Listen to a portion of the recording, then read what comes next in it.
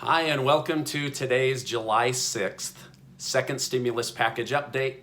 I want to go through some new developments and new proposals. I haven't done a stimulus check or stimulus package update in about 3 days, so I've got some good information for you. If you're a subscribed member of my community, then welcome back. And if you're not, subscribe right now for updates, smart money tips, and words of encouragement. Okay, a new proposal came out from Senate Democrats that would seek to extend the $600 per week unemployment past the July 31st deadline, and for as long as the coronavirus pandemic continues to affect high unemployment rates. This new bill is proposed by Senate Minority Leader Charles Schumer, or Chuck Schumer, and Senate Finance Committee member Ron Wyden. The bill is named the American Workforce Rescue Act. This new bill proposes to handle unemployment with federal aid, but on a state-by-state basis. So the states would get involved, but use federal money. Unemployment based on June job numbers sits right around 11%.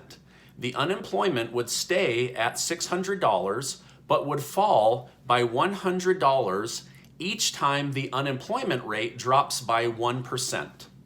For example, right now we're at 11%. It would be $600 according to the proposal. Once we get down to 10%, it would notch down to $500 a week. And this would continue to go down until we get right around that 6% unemployment rate.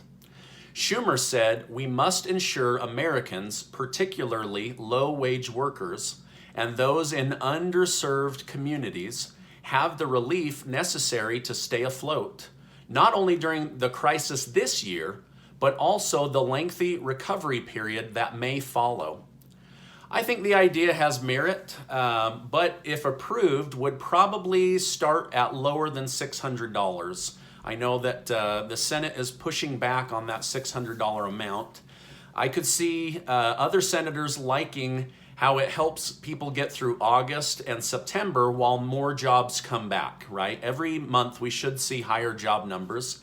The Congressional Budget Office published in a report and said that the $600 per week unemployment boost has been helpful in keeping the economy from falling into a Great Depression, but if it continues long term, it would actually lead to higher unemployment rates. So there's this balance of how much money to give. There must be incentive to get back to work, but if the jobs don't come back as fast, there also needs to be enough money to not drive more people into poverty. Now remember, there's also Senator Portman's proposal of $450 per week for a couple of weeks as you get back to work. So they'll have to weigh which one is more cost effective based on job data, where the economy is heading. From what I'm reading, Republican senators and President Trump most believe some form of additional help is needed, but the incentive must be on getting people back to work and also on job creation.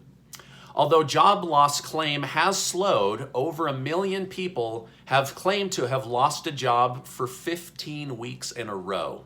So that's a big thing.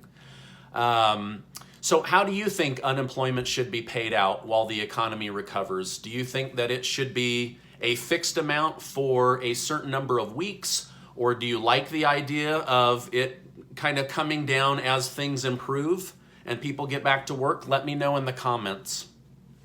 Hey, and if you found this video helpful, will you give it a like if you haven't yet, so YouTube will share it with others, and please share this on social media. Okay, now Greg W. of the community asks, why can't President Trump do an executive order for more stimulus? Good question, Greg. When it comes to matters like this, bills have to go through the proper chain of authority. Both sides of Congress need to weigh in and go back and forth. So the House of Representatives and the Senate must agree. It doesn't mean that they'll be agreeable or that everyone will get their way, but they must agree on at least the bill, and then it will go to the president to be signed.